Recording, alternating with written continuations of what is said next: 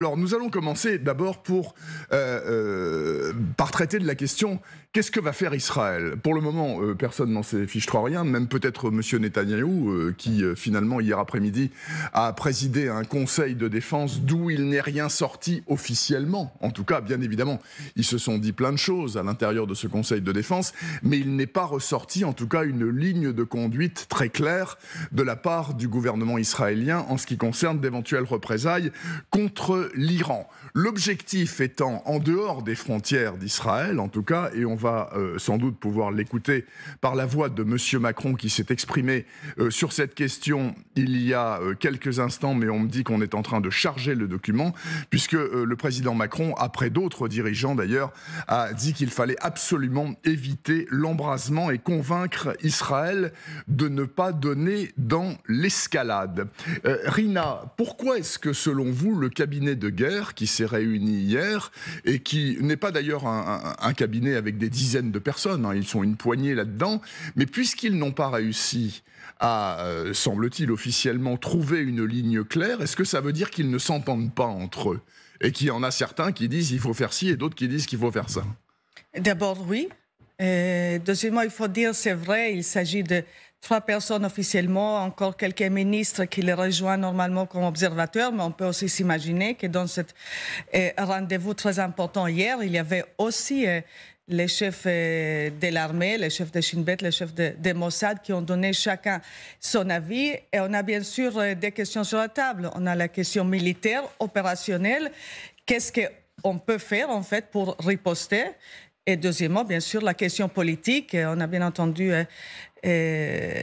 tous les messages d'abord de M. Biden, qui était le président américain, qui était extrêmement clair. Il ne veut pas voir une riposte israélienne, pas la grande riposte qui va amener à une guerre de façon évidente.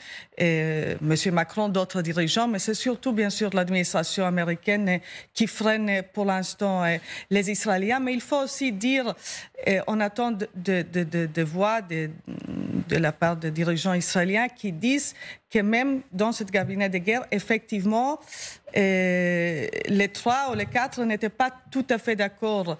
Il y avait même apparemment des voix au sein de ce cabinet de guerre. Et au moment où les Iraniens ont commencé à envoyer les drones, et on sait les drones, ça prend plusieurs heures d'arriver. Oui, au moins 1h30, oui. Les drones, c'est même plus. Les drones, ça prend 7-8 heures. Donc, il y avait le temps en fait, de discuter est-ce qu'il fallait déjà riposter avant que les drones arrivent dans l'espace aérien israélien. Il y avait des voix pour et contre, c'était décidé contre. Il fallait apparemment attendre, voir s'il y a des dégâts sur le terrain. Il y avait très peu. Bon, maintenant, on voit qu'il y avait un tout petit peu plus qu'Israël peut-être a admis au début, mais ça reste assez marginal. C'est aussi les grand argument de M. Biden, disant finalement, sur le terrain, vous avez très bien réussi à bloquer cette attaque, on essaie de rester là. Non mais de toute façon, sur cette affaire-là, il y a des tas de trucs très mystérieux. Enfin, on va en parler dans les 2 prochaines heures. Mais enfin, le comportement des Iraniens est mystérieux. Les annonces de l'armée israélienne qui dit qu'ils ont descendu 99% des engins, c'est mystérieux également. Enfin, il y a des tas de trucs qui posent question. Alors, avant toute chose, puisqu'on a récupéré les propos du président de la République, M. Macron, qui est actuellement d'ailleurs l'invité de Radio Monte-Carlo, de RMC, pour parler des Jeux Olympiques, mais en l'occurrence, bien évidemment, mes confrères et consoeurs lui ont posé une question sur l'affaire irano-israélienne.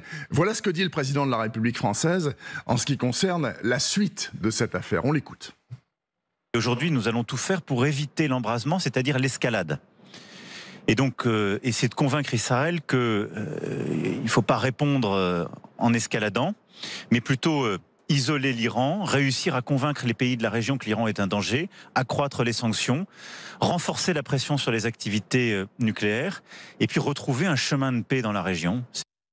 Bon, retrouver un chemin de paix dans la région, c'est peut-être une formulation diplomatique qui est peut-être un peu floue. On verra un peu ce qu'on peut faire en ce qui concerne le nucléaire, en tout cas. Renaud Girard, bon, visiblement, il y a un consensus occidental qui est de dire aux Israéliens « calmez-vous ». Calmez-vous, surtout ne faites pas n'importe quoi, ne tapez pas comme des fous sur n'importe qui et sur n'importe quoi. Est-ce que vous pensez qu'au point où on est la situation politique en Israël, au point où en est la guerre à Gaza, au point où en est l'angoisse de la population israélienne qui se sent cernée de partout, Monsieur Netanyahou et son gouvernement sont susceptibles d'entendre ce message qui vient d'être une nouvelle fois relayé par le président Macron.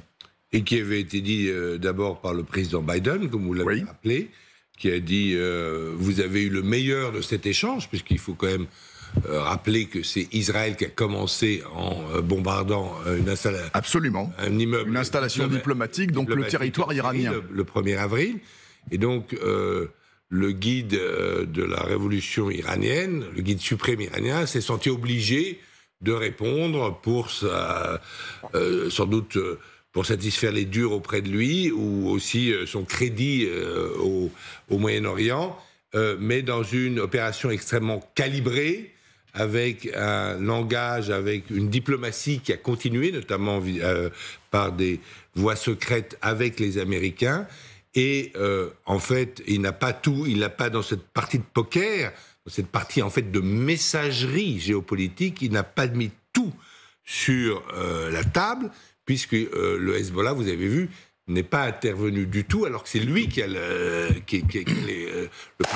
plus grand nombre de missiles qui pourraient vraiment faire du mal à Israël. Quand le président de la République dit qu'il y a un chemin de paix, je pense qu'il a raison, que ce n'est pas flou.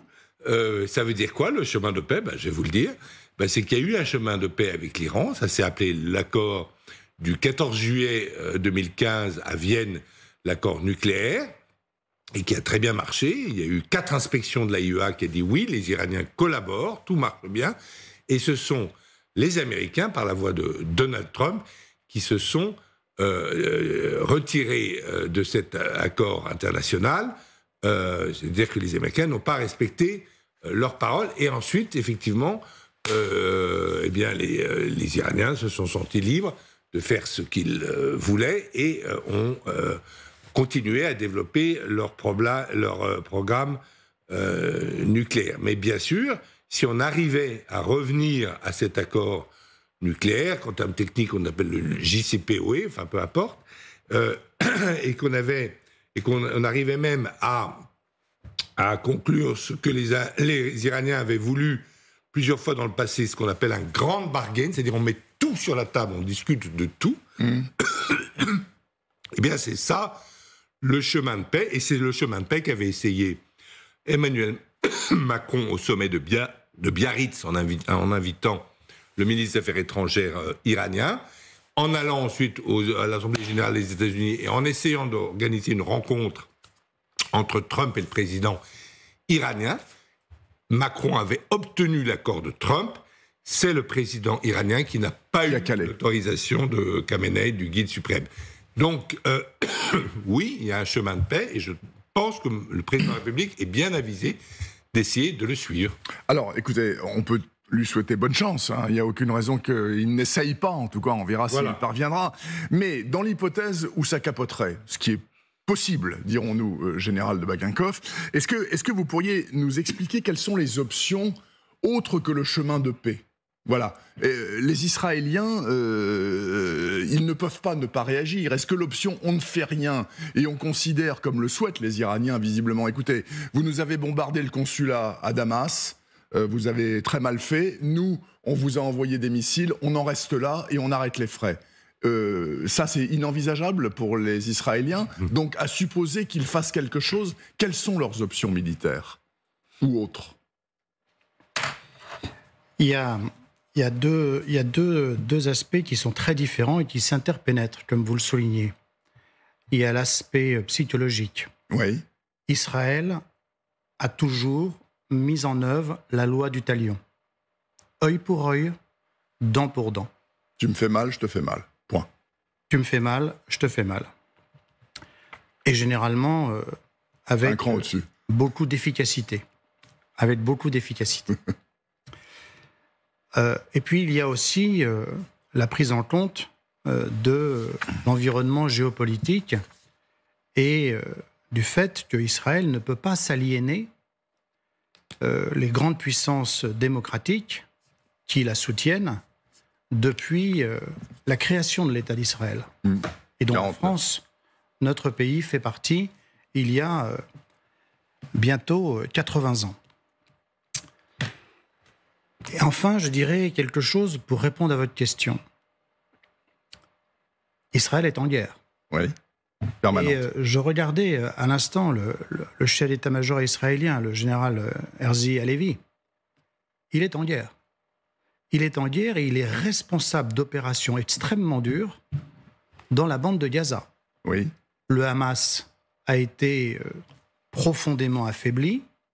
Pour autant, de nombreux otages sont encore, et Dieu sait si le prix de la vie humaine en Israël est important, ne sont encore aux mains du Hamas. Sans doute moins de 100 otages encore vivants. Hein, vivants ou morts, je ne saurais pas dire combien, mais de cet ordre-là. Et toute l'organisation et la préoccupation du chef d'état-major israélien portent sur cette question de son état-major. Ouvrir un autre front me semble hasardeux. Me semble impossible en l'état. Maintenant, la question que vous posez porte sur est-ce qu'Israël va réagir ? On peut espérer qu'Israël ne réagisse pas, en tous les cas pas dans l'immédiat. Et que si réaction il y a, il peut y avoir deux types de réactions très différentes. La première porterait sur le territoire de l'Iran, quelles que soient les cibles visées, militaires, j'imagine. Sous quelle forme ? C'est très loin, l'Iran, pour Israël. 1000 kilomètres au plus près. C'est très très loin. Ça veut dire un raid aérien, tous les aléas, entre Israël et le Liban, entre Israël et l'Iran, il y a la Jordanie, la Syrie, l'Irak, selon l'itinéraire que vous choisissez, tout ça ne peut pas passer inaperçu. C'est très, très risqué. Le deuxième point, c'est frapper avec des missiles, avec toutes les incertitudes que ça représenterait en termes d'escalade. Et puis, frapper des proxys. D'abord, ceux qui les ont frappés au Yémen. Oui, les Houthis. Les Houthis, ou du côté du Hezbollah, qui est un proxy de l'Iran. Au Liban du Sud. Vous me demandez mon avis. Oui.